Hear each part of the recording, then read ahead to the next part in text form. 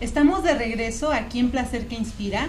Sí, esta tarde pues entre fría y de pronto calurosa con Rafael Calvet, que nos está hablando sobre esto de somos maestros o aprendices, o qué significados tiene para nosotros, cómo podemos seguir aprendiendo incluso de la vida. Aquí hay muchas cosas que vamos a seguir mencionando, y estábamos hablando, Rafael, como esto de la perfección, de la culpa, pero también esto nos lleva como a hablar de algo que mencionas sobre el ego, ¿no? Ese ego que de pronto tanto se menciona, ay, es que eres muy ególatra, o ay, es que tienes mucho ego, pero hablas tú como del ego funcional y de un ego que no es tanto. Platícanos un poquito de eso. El ego es necesario.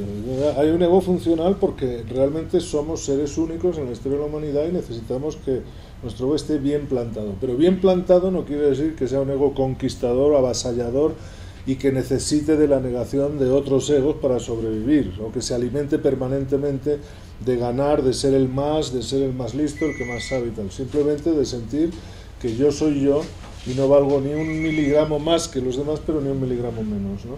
Entonces somos simultáneamente seres únicos, pero también somos seres relacionales. Entonces lo que hacemos con nosotros para vivir mejor y para ser mejores personas, en realidad lo hacemos para aún mejor convivir con los demás, porque somos seres relacionales. Siempre digo lo mismo, en una isla desierta sería una estupidez levantarse pensando voy a ser más paciente y más tolerante, si no hay nadie, ¿no?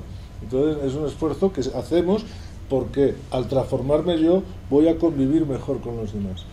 Y eso quiere decir que yo tengo que estar bien conmigo para poder transmitir de mí y dar de mí lo mejor, esa esencia, ese vino del que hablábamos, ¿no? Ajá. Sí, fíjate, una amiga en algún momento coach y tiene también cierta formación, ella me dijo una cosa que me llamó mucho la atención y ahorita se las comparto a los dos porque yo no coincidí tanto, ¿no? Que decía que ella trabajaba o estaba, bueno, que ella se estaba preparando para trabajar solamente desde el ser, ¿no? Y no trabajar desde el ego. Y yo le comentaba pues que el ego era importante, o sea, incluso como una herramienta para poder pues relacionarnos, trabajar, ¿no? Pero creo que va como desde esta idea de que como si ya el ego ahora se estuviera poniendo una carga negativa al mismo. Satanizando un poco. Ajá. Bueno, esa es la interpretación que se le da, por eso digo, hablo de un ego funcional, y creo que cuando trabajamos desde el ego funcional lo que estamos haciendo es construir la mejor versión de nosotros mismos, que de eso se trata. Pero cuando trabajo desde el ego disfuncional, lo que quiero, digo, es el logro, es la conquista, es ganar, y desde ese lugar lo que hago es competir, no compartir. Y cuando compito, pues a veces gano y a veces pierdo, pero a veces la batalla me agota, y a veces son victorias pírricas, o sea, pues llegamos al absurdo, ¿no? O sea, es como en un atasco de tráfico el que adelanta un solo coche. Eso es lo que un amigo mío llamaba las victorias pírricas, ¿no? O sea, y se siente feliz porque ha adelantado un auto, ¿no? Entonces, y hay victorias así, ¿no? Como las discusiones que tenemos solo, exclusivamente para tener razón. Es decir, la película esta que fue de Schwarzenegger, no, que fue de Van Damme, no, de Schwarzenegger, no, de Van Damme, y ya estamos discutiendo, y a veces tenemos una discusión con parejas, por ejemplo, que dura un fin de semana, y la cuestión, en el libro hay una técnica para desmontar esas discusiones que son el ¿y qué más da? Exactamente, ¿y qué más da? A veces uno ya ni se acuerda. ¿Por qué empezamos esta discusión? Sí, no, ¿y quién ha ganado? ¿Y qué más da? Pues será de uno, será de otro, ya lo veremos, ¿no? Al fin y al cabo, o sea, pelear por tener razón es una pelea del ego disfuncional. Pero fíjate que eso es bien común entre todos, o sea, yo trato de vivirlo lo menos posible, llegar a este tipo de conflictos, pero luego de pronto te das cuenta que estás discutiendo algo que, como dices, ¿qué más da? Pero lo más curioso es cuando tú decides aportar esa frase a la plática y decir, no importa, sí, o sea, no es necesidad de nadie tenerla, no, sí, si hay necesidad de que alguien tenga la razón, perdóname, entonces tienes la razón, me estás dando el avión, digo, pero como tú sabes, son ganas de discutir. Claro, ¿no? como tú sabes eso, claro, alguien dice, vale, pero tenía yo razón. Sí. Bueno, ¿qué más da? ¿Y qué más da? Y él, sí, por eso es el hambre que genera el ego disfuncional. O sea, tiene un hambre de tener razón, ¿vale? Porque piensa que si no tiene razón va a quedar como tonto. Y resulta que cuando no tenemos razón es otra oportunidad de aprender. Si no tengo razón y tienes tú razón, pues ya he aprendido algo, ¿no? Es decir, que el ego bien plantado no se dedica a esas cosas, ¿no? Se dedica a observarse y a construir esa mejor versión. Sí, pero también al tú querer imponer un punto de vista estás negando cualquier posibilidad de aprendizaje. Sí, y a lo mejor estás generando simplemente un momento de toxicidad que es completamente innecesario también, ¿no? Es decir, que es evitable en todo caso y que solo está creado por esa necesidad del ego de tener razón, ¿vale? Cuando da igual, es decir, la pregunta que yo hago es, ¿prefieres tener razón o estar a gusto, ¿no? Entonces, si a lo mejor tengo razón y no es necesario discutir, ¿por qué voy a sacrificar este momento de estar a gusto por tener razón? Eso es ego disfuncional.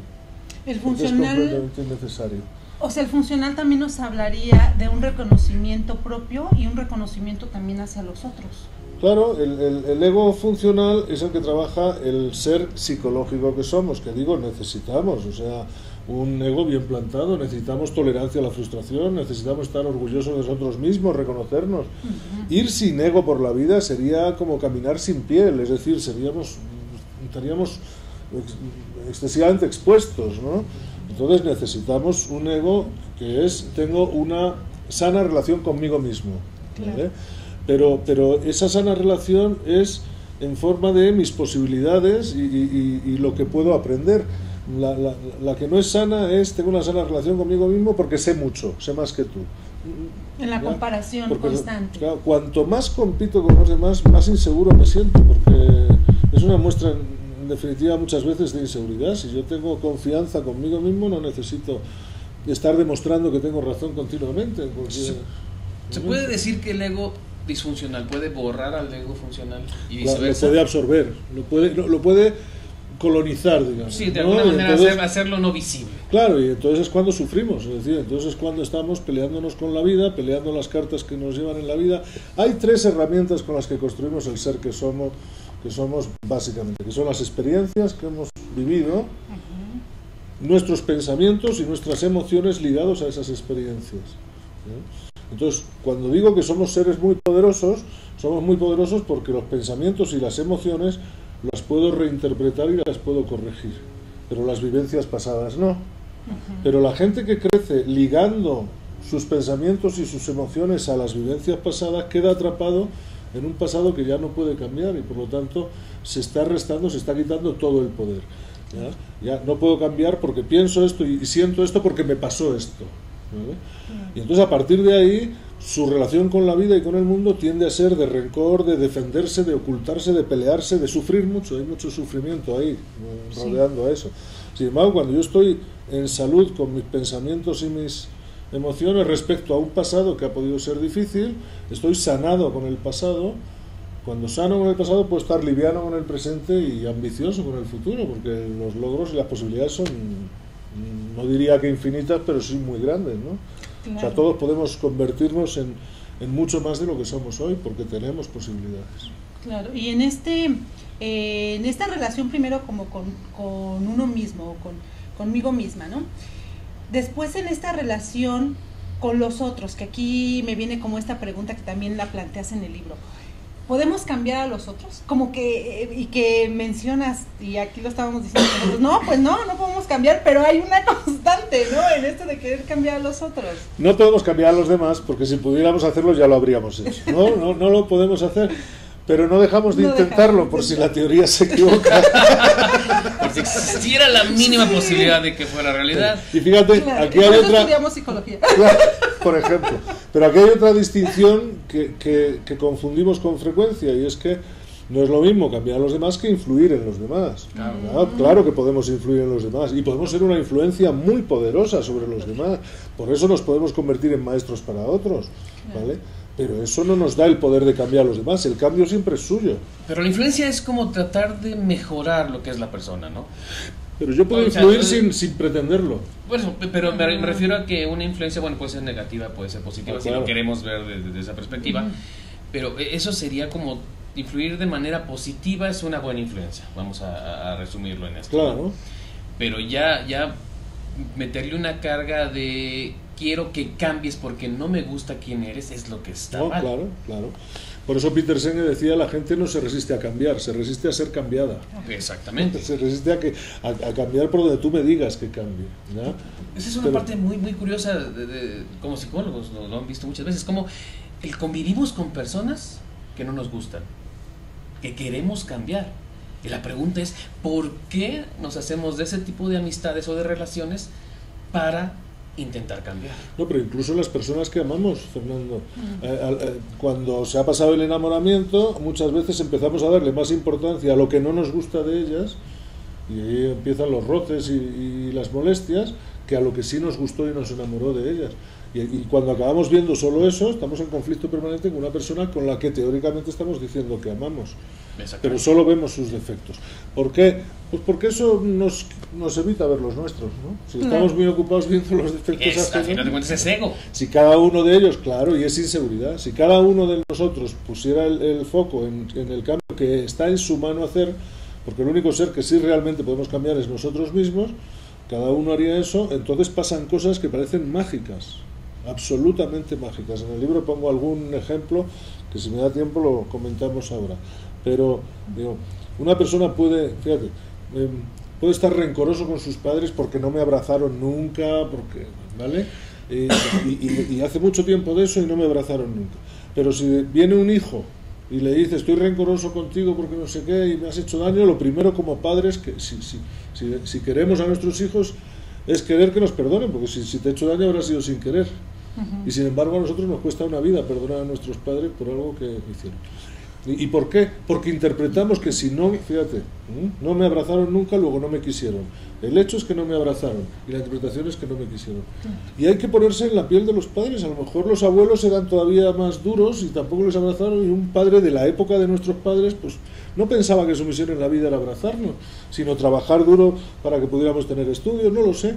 Cuando reinterpretamos eso, no solo puedo perdonar, sino que puedo convertirme yo en maestro de abrazos de mi padre. Le voy a dar a mi padre los abrazos que a él no le dieron. En vez de ponerme yo de víctima, él no me los dio. No me los dio porque no supo. Dije, fascinante como en este pequeño ejemplo se involucran ego, pasado y culpa. Y amor. O sea, La vuelta, ¿no? El amor. Darle la vuelta, la interpretación puede cambiar por completo mi mirada, mi visión de la vida. Y entonces, donde tenía rencor, tengo compasión y tengo amor, y me despierta el amor. Y el resentimiento ha desaparecido como azucarillo en agua caliente, vamos. Claro. O sea, porque está en nuestra mirada nada más. Claro, y entonces ahí los padres podemos ser aprendices y los hijos maestros. Qué interesante. Por supuesto. Vamos a ir a un corte y regresamos con esta plática que está súper interesante para seguir aprendiendo.